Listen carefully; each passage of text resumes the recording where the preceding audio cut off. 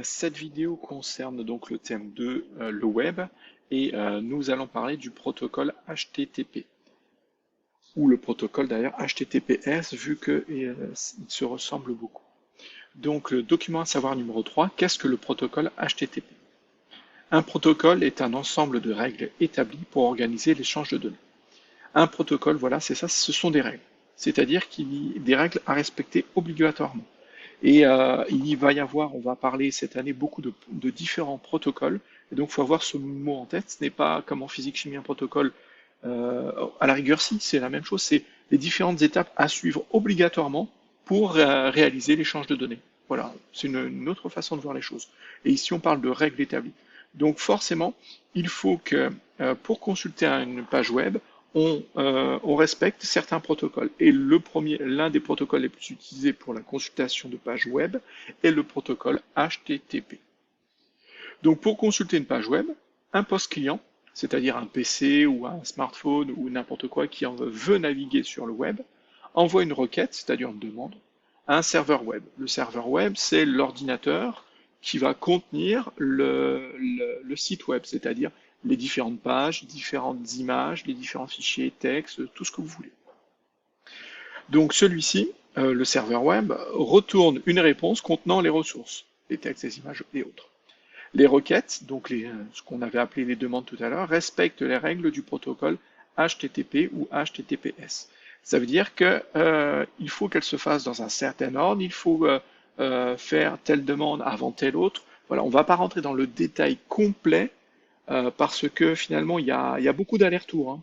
Hein. Mais pour vous donner une petite avis, une petite idée, ça serait par exemple le poste client, celui qui veut consulter la page web, euh, demanderait donc tape l'URL et quand il clique sur Entrée, son ordinateur va envoyer une demande en disant est-ce que tu à l'ordinateur qui possède la page web, est-ce que tu possèdes cette page web?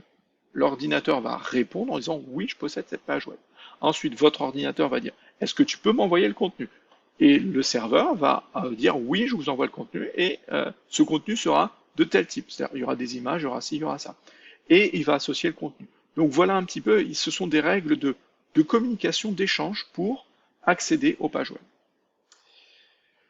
Les règles respectent donc les requêtes pardon respectent. Voilà, j'ai pas détaillé HTTP. Donc HTTP c'est pour Hypertext Transfer Protocol. Donc c'est pour c'est le protocole de transfert des liens hypertextes. Donc ça concerne bien le web parce qu'on a défini le web comme l'utilisation des liens hypertextes.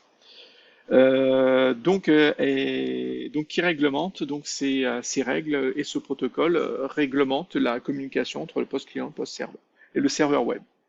Donc voici un exemple de requête. Donc là c'est juste pour information, ce n'est absolument pas à prendre ni à retenir. Mais on utilise le poste client qui fait la demande utilise ce qu'on appelle un gate. Un gate c'est une requête, justement c'est une demande. Il va dire est-ce que tu possèdes le donc, le site web qui est qwant.fr et j'utilise pour ça les requêtes, les règles de communication HTTP 1.1. Parce qu'en fait, il va exister plusieurs versions. Il faut prévenir, il faut que l'ordinateur qui demande dise j'utilise telle règle de communication pour que le serveur puisse utiliser les mêmes règles pour répondre. Ensuite, en sachant que là, c'est donc le nom de domaine du serveur, c'est-à-dire où se trouve le site web à consulter. Ensuite, vous avez l'identification du navigateur web qui est utilisé. Vous avez les excusez-moi, euh, le type de document, de fichier que le navigateur web peut ouvrir, ce seront donc des points HTML, la langue, etc., etc., et bien sûr la référence, c'est-à-dire l'URL du site web que l'on cherche à consulter. Donc voilà ce qui est fourni et le serveur va répondre de cette façon. Ben oui, j'utilise bien, donc j'utilise moi aussi cette version du protocole, c'est-à-dire le 1.1 et ainsi de suite. Et voici donc la longueur du contenu. Le contenu, c'est bien un point HTML. Et voici le contenu. Donc là, c'est le contenu de la page HTML qui va s'afficher. On le verra plus tard, ce contenu, il peut paraître un petit peu bizarre. On verra on essaiera de comprendre comment il est constitué et vous fabriquez votre première page web. Vous allez voir, c'est pas si compliqué.